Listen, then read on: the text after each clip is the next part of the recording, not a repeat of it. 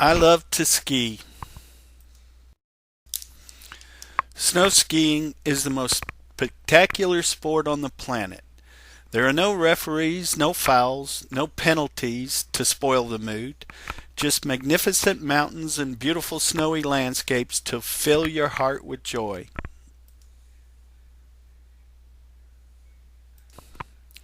I started skiing when I was 7 years old at a resort near Grangeville, Idaho called Snow Haven. There was 400 feet vertical drop and two rope tows.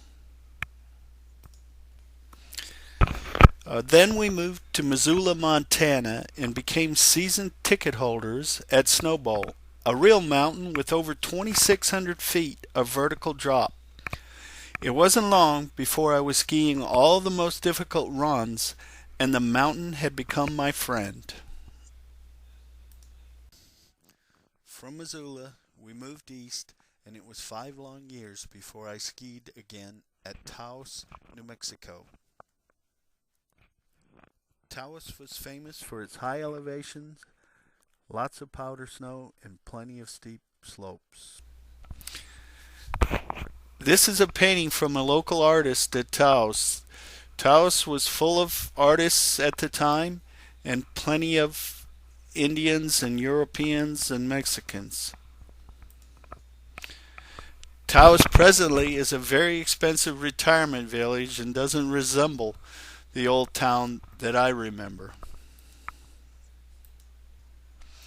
After high school, became a student at University of Georgia and joined the University of Georgia Ski Club after it was formed. Our first trip was out west over Christmas to four ski areas in Colorado and New Mexico. I drove my VW van to Colorado Monarch Pass with three other students, one of whom was a Swiss Rotary Club exchange student. The Swiss student had been a ski instructor at Davos, Switzerland. He was also short of funds. I immediately recognized an opportunity for free ski lessons and decided to offer him a free ride to Monarch Pass, Colorado, if he would provide lessons for the group. Being that I was the only one that could really ski on the same slopes that he would prefer to ski on, I ended up with a private ski instructor most of the time. The group resented this, but that's the way it turned out. Hans Peter gave lessons on the beginner's slope, but believe me, he did not want to go to Colorado and miss all the fun. From Monarch Pass, we drove to Crested Butte, Colorado, which at the time was a small town run by a vigilante committee. It was great. No police, no crime, just local residents taking care of business. From Crested Butte, Colorado, we headed toward Silverton on the way to Durango and discovered an avalanche along the route. Hans Peter and I quickly decided to take our skis and ski down to the village and make sure that help was on its way, and we did not enjoy sitting in the van freezing. It was air cooled and we couldn't just leave it running with the heat on. The other two students decided to stay. We advised them against it, but that was their decision. We passed the snowblower along the way, and he told us he was going up there, and it would be a couple hours before they could get the van back down the mountains. So Hans Peter and I continued to a bar and enjoyed ourselves before the students were able to join us there. But then the next pass we discovered had two avalanches, and the only way to get there that evening was to follow the snowblower up and immediately go over the pass after he cleared the route, and that's what we decided to do because we were on short time and we needed to take advantage of our vacation.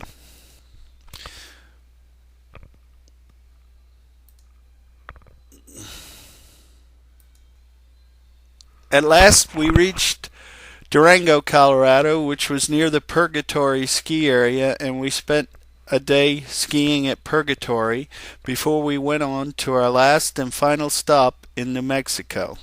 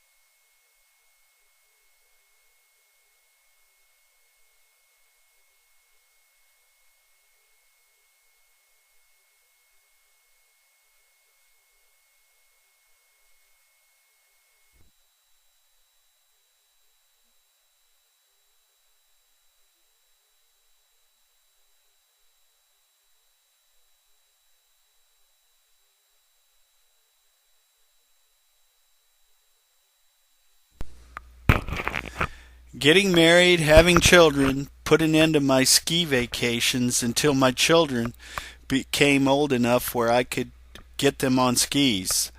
We finally took a trip out west again to Big Sky, Montana, where I taught my children to ski in 7 days of lessons and plenty of good snow.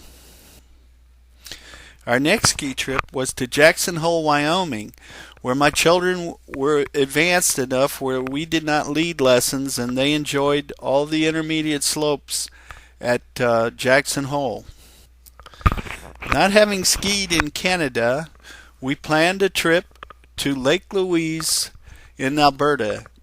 It's beautiful there. A few years later, my Swiss friend Hans Peter called and told me he had rented a condo at Zermatt and that we should definitely, if we could, take a trip and stay at his condo. And that's what we did. We spent 10 days in the most beautiful ski area in the world. I am currently planning our next trip to Colorado, and hopefully it'll happen this spring break with my youngest son Ryan, who was left out of the other trips. He was too young.